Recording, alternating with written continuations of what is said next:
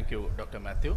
Just before starting my talk, Dr. Shabazz was asking how many of you do the biometry on your own. Now, please, you can answer this in your mind. If it is probably 2 or 3 cases in a day, you can still do the biometry by yourself. So if there are more number of cases, what is that we do? That's what he was trying to mention. In institutes, it's always done by someone else. So what do we do in those situations? How do we do it? Please think in your mind. Let's get the answers out. Second, how many of us here are using ultrasound biometer and how many of us here are using optical biometers? Ultrasound biometers, please. That's quite a bit. Yes, all of us use it. What about optical biometers? Yes, significantly equal. Yes. And why do we do that? Cost. Now, most of our patients with the advent of trifocals, multifocal, trifocal torics, we have happy patients, or do we think so? Actually, that is not completely true. There are still surprises that are found, and various that has been reported in the literature to the tune of 5 to 15% also. Now, why is this happening? Definitely, prevention is better than cure. Now, what goes wrong? And each and every step we can go wrong. That is pre-op measurement errors. This constitutes the maximum. I'll be concentrating on that particular part and how to choose the machine in those things. The second would be choosing a wrong formula or incorrect markings. Dr. Ramesh Dorerajan sir will be talking about how to choose a formula and then how do we correct it. That Dr. Matthew Kurian and Dr. Subhash Prasad and Dr. Anurag Mishra will be talking about that. Very nice. The first thing is about keratometer. Dr. Shabazz told us how to do a proper keratometry. But then, to take a keratometry readings, this is the commonest machine that we were using all these days, or many of us nowadays have shifted to an autocare machine. What is the fallacy in this machine? Please think in your own minds. I'll keep talking about it. The fallacy in this, it's restricted to the central cornea, wherein we are just using 2 different points to decide the keratometry of the entire cornea. But then, is it correct? Number 1. Number 2, if an optometrist is doing it, how accurate is it going to be? And most importantly, even if we are doing it, number 3, is this machine standardized? Is it being, every year is it being checked? That is going to be the question here. Number 2, then came the advent of optical biometers. The first generation of optical biometers is what I call. These were the simpler ones. IOL Master 500 had 5 different points where it is to measure, again in the center, probably slightly better than a manual keratometer. But remember one thing, almost all of the toric IOL manufacturers still insist on getting a manual keratometry. What is the reason for this? We cannot rely on this optical biometers. Then came probably Lenstar, which came along with the IOL Master, had little bit more measurements, 2 rows of at least 8 points, so little bit better. But then what should be the best method of getting the keratometer would be something like this, wherein a surface topographer or a tomographer wherein both the anterior and the posterior surface are marked. Now, when do you use a surface topographer? In almost all normal corneas, surface topography is enough.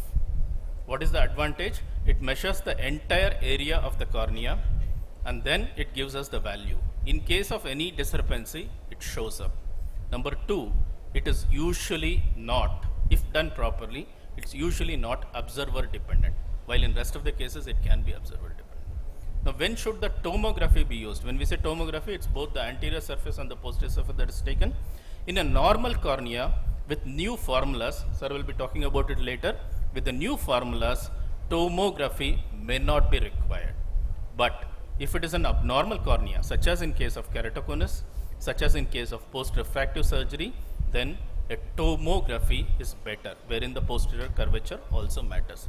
So, the best way to take keratometry readings is from a topo or a tomographer, that is with either a surface topography or with OpScan or Pentacam or whatever it is. The best among that, of course, is a Pentacam. So, this decided, let's proceed. If we are using any other machine, okay, even this machine needs calibration every year, but this is done by the people. But when we are using a Bausch & Lomb keratometer that is never calibrated, remember that, make sure at least every year that it is checked with a dummy lens or something like that, which is given along with the machine actually. Now, posterior curvature definitely matters, but then where does it matter? In a normal cornea, topography is enough. In an abnormal cornea, posterior cornea definitely matters. So this has to be recorded if it is an abnormal cornea. Another very important source of measurement is not aligning this patient properly on the machine. A simple slight change, either vertically or horizontally, can change the measurement by 1 diopter or degrees by on the axis by 10-degree axis. Now let's come to the biometers. The question that's running in each and every person's mind is whether to convert this ultrasound biometer to optical biometer. Of course, it's prestigious to have it, but remember it creates a big hole in the pocket. But then, what does the study say, or what does our own experience also says? If an ultrasonic biometry is done properly by the immersion method, by a good operator, then it is as good as the readings what you obtain from an optical biometer. So what is the problem? Why do we shift to this? Is this particular thing, observer independency. Meaning, when the number of cases go up, definitely each one of us cannot do this. If you are doing it, very good. But if in those cases, definitely an optical biometer is better. That's number one. Number two, it is slightly more accurate. And also, most importantly, there is, even if a surgeon is doing it, it is more consistent when compared to the repeated readings what we get with an ultrasonic biometer.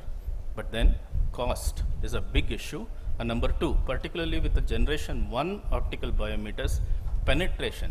Whenever there was a hard cataract more than grade 3 or grade 4, we could never use these optical biometers and we had to resort to ultrasonic biometer. These were the problems with the biometers that we were facing. Now, when we looked at optical biometers, again, these were the first generation biometers. As I told you, we had problems with the penetration, particularly if the cataract was hard enough, or if it was central dense posterior subcapsular cataract also. But with the advent of newer SSOCT based devices, these are the 3 SS based devices, that is FEPSOS based devices. The first one, IOL Master 700. The second one is an Argus. It was marketed for some time in India, and the third one is a Tomy OA 2000. These are the 3 SS based devices that are available.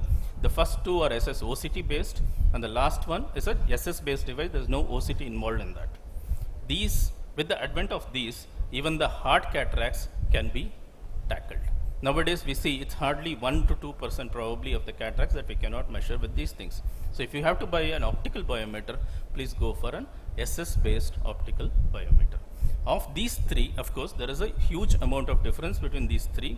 But before coming to that, one important difference between an ultrasonic and an optical biometer, I'll tell you. With an ultrasonic biometer, it is observer dependent. Also, if there is any posterior staphyloma, it doesn't measure properly.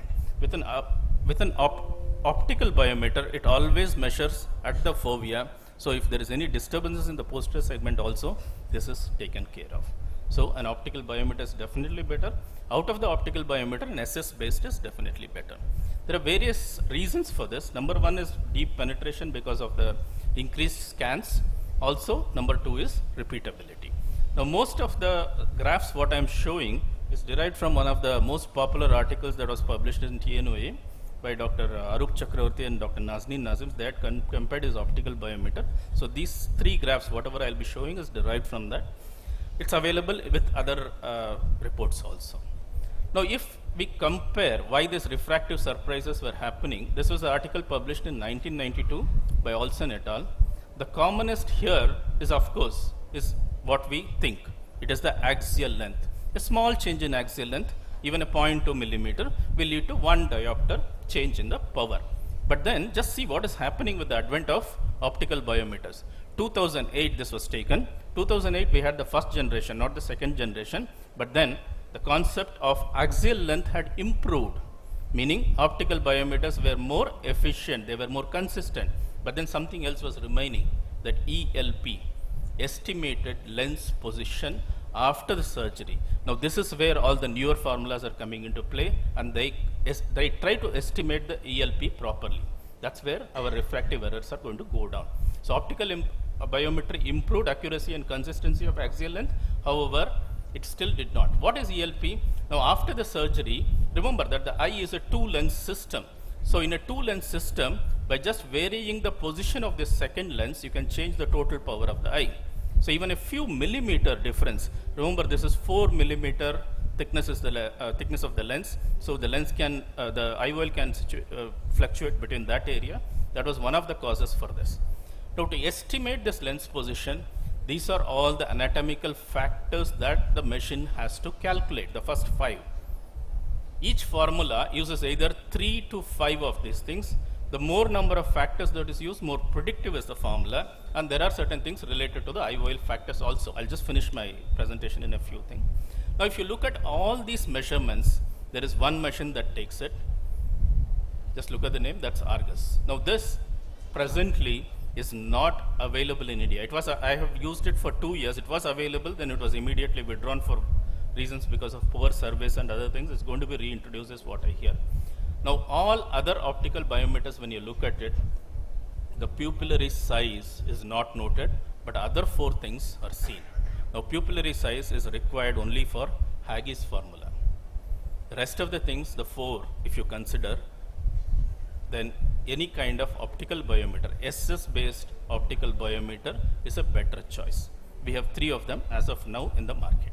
So with that, I'll leave it off. Now, despite all these things, when we look at target emmetropia, it is said 85% in the, that's long back. And now, even now, if you look at it, it's around 90% only. Still, there are, with formulas, with optimization, we can go up to 92 to 95%. And which is the formula to use, how to optimize it. Dr. Ramesh Dorarajan sir will be talking next on this. I'll avoid this. But what I want to tell, with the best of the hands also, there is that much of error. Keep a consent ready. Always try to operate a non-dominant eye first. Go for a little bit of myopic correction. Assess the post-operative result and adjust in the dominant eye. Now just 2-3 slides on the pediatric eyes. Irregular cornea, both keratoconus and refractive surgery. I just told that better to do a tomography, that is a pentacam or an off scan, get the posterior elevation also, and then calculate these powers. The best used is Barrett-Truquet formula. With that one sentence, I'll leave it off. Let's not get into that because it's another big topic.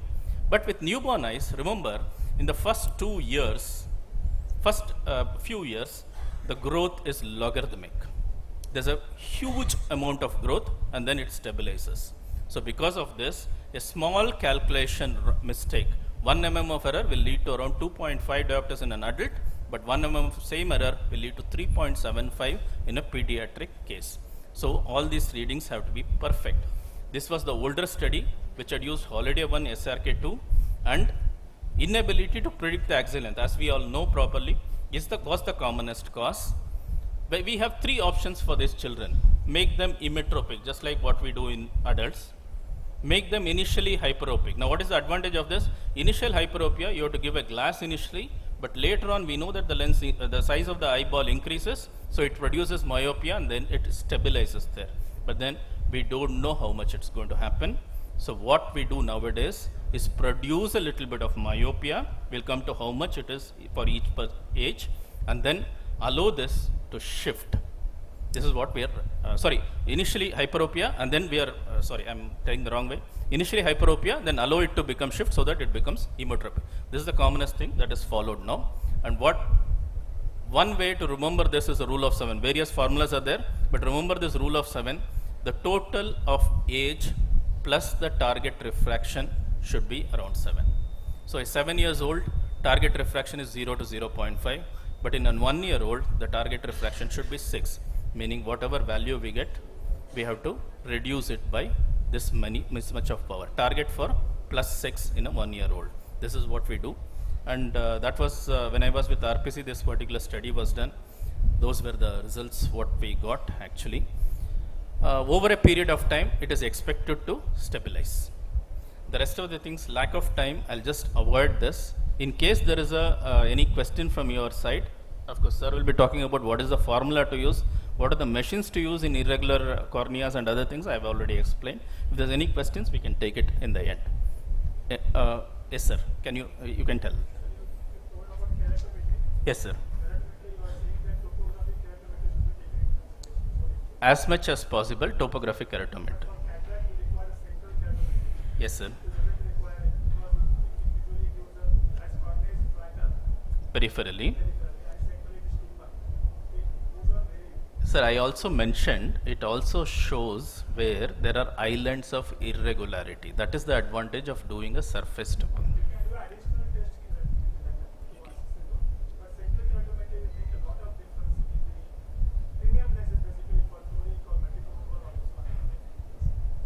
Taking only central you are talking about that? But that is available even on a surface topographer, isn't it? The central 3 millimeter is available. We have to take the calculation Can you from give him there, the sir. mic, please? Can you please give him the mic? Basically, sir, the normal calorimeters automated they are there. They calculate about 3.2 millimeter area. Millimeters. Okay. Then, for example, if you take a ILMaster 500 is also almost same, but ILMaster 700 it calculates at 3 points. Yes. That 1.5, 2.5, and 3.5. Correct. So more points are analyzed, so that's why it is more accurate than these ILMaster 500. Similarly, Lenstar is better in calorimetry than ILMaster 500 because it calculates 32 points at 2 rings, Definitely. 1.6 and 2.3. So these things, when you come towards central, for example, if you go Varian, it calculates only central 1.2. It will give still steeper. So for keratometry, for cataract IOL power calculation, topography reading should not be taken. That is my opinion. If Sir, anybody, yeah, you're partly right. 1 minute, I'll just convey this to you, sir. All these SS-based optical biometers use a surface topographer kind of calculation for the cornea only, but it calculates, like you said, for the central 3 millimeter zone. So manual, what I was comparing was with the manual keratometers. I also said manual keratometers are good enough, but then they need to be regularly standardized, that is calibrated. but topography covers almost 9 mm. Total distance. Same K if you take 6 mm. Your point is well taken, sir. We are not going to use the topo K in the calculation in our normal cataract surgery. True, sir. Thank you, sir. Answering your question, a topographer would also give you the keratometric reading at various positions. So you can take the 3 millimeter readings and feed it. You don't need to take the. A pentacam would even give you a 1 millimeter, 2 millimeter readings. Central Central 3 millimeters. 3 millimeters. I think for normal routine cases, you can depend on the available keratometer. For only for those where like sometimes in RK and in keratoconus you need to do, so not in routine cases, I think. Thank you, sir.